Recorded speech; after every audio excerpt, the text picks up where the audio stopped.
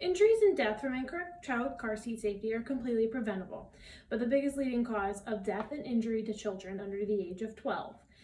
In a report from the CDC, they showed that those children under the age of 12 who died in car accidents, 35% of them were not buckled in. Imagine this. You're driving down the road with your 4-year-old in a booster seat for the first time, thinking that they were old enough to be in one, or even they think that they're the correct height and weight.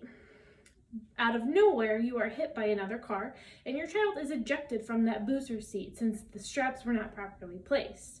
Luckily, your child isn't harmed, just scared from what happened. Your child may have been safe this time, but other children are not so lucky. Child seats that are used correctly decrease the risk of death by 71% for children in the United States. And there are 2 different types of car seats. The first one is the infant rear car seat, and then also just the normal rear-facing car seat.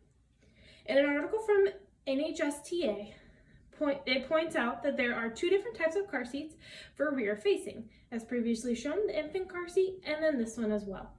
These are for ages 1 to 3. Having infants in a rear-facing car seat up until the age of 3 helps their fragile necks and spinal cords, and the rear-facing seats cradle them during a car accident so they move with them as the car is being hit. The convertible and all-in-one seats are ideal for when they're infants, ideal for when the infants are at the same age as the infant seat. But with these car seats, you are able to use them for longer and can switch them to forward-facing as your child grows. The next one is forward-facing seats, which this one can be placed forward.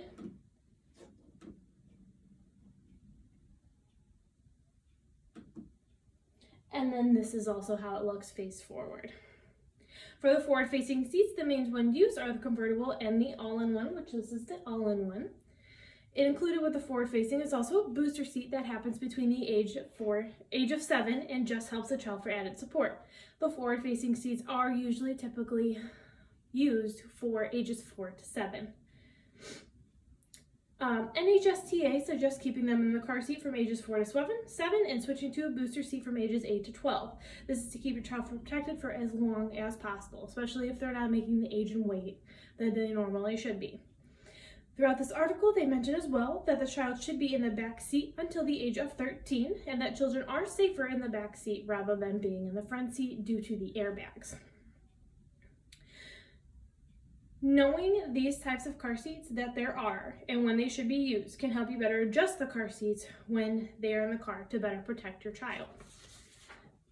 So which seat is the best seat to use for your specific car?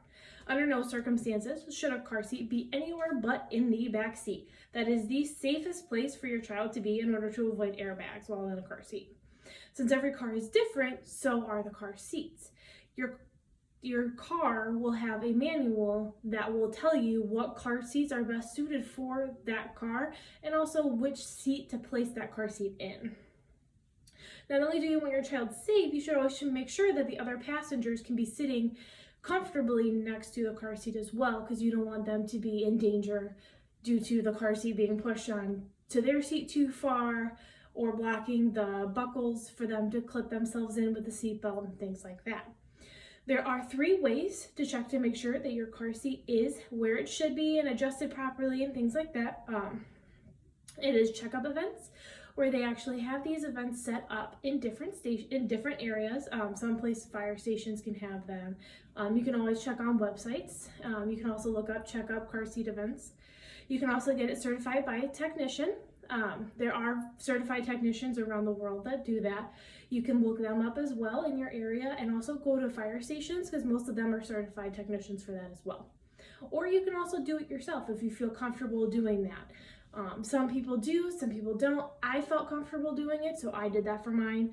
But it's always better safe than sorry to have someone check it just to make sure that you don't put your child at risk. Now, which one to use, a latch or a seatbelt? The latches are the little clips that hang onto the anchor that are down in between the seats when they're rear facing.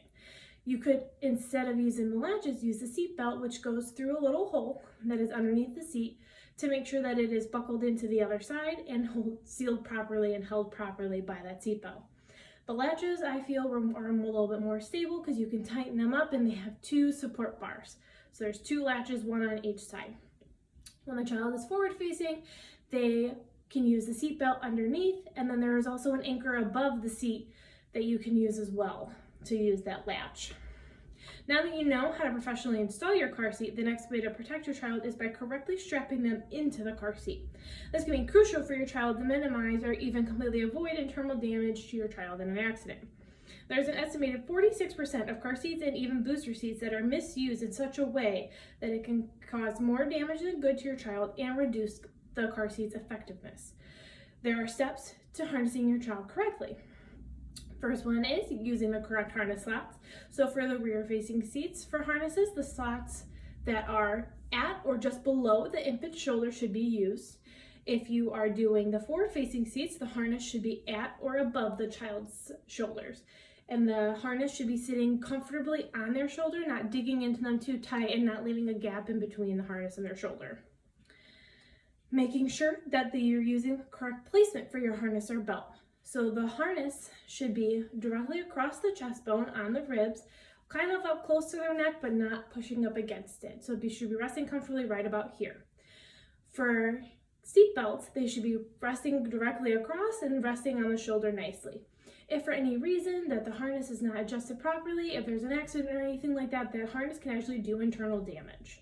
So you want to make sure that that is sitting right up in here. Also the pinch test to make sure that the seatbelt is not too tight or too loose, same thing with the harness.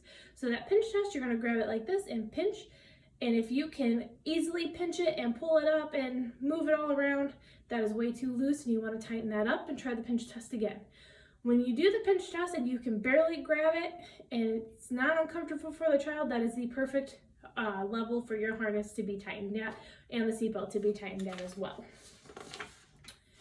So in the beginning, I went over the types of car seats and that the ages that they should be in and what is needed to do before you upgrade them.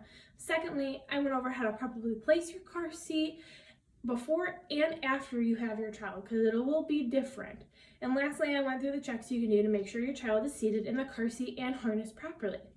Whenever you are in the car with or without your child, just double check your car seats and make sure that your child's car seat is properly adjusted and set to keep them as safe as possible. Injuries and death from incorrect child seat safety are completely preventable, but the biggest leading cause of death and injury to children while on the road. So we want to make sure that every child is as safe as possible. Thank you.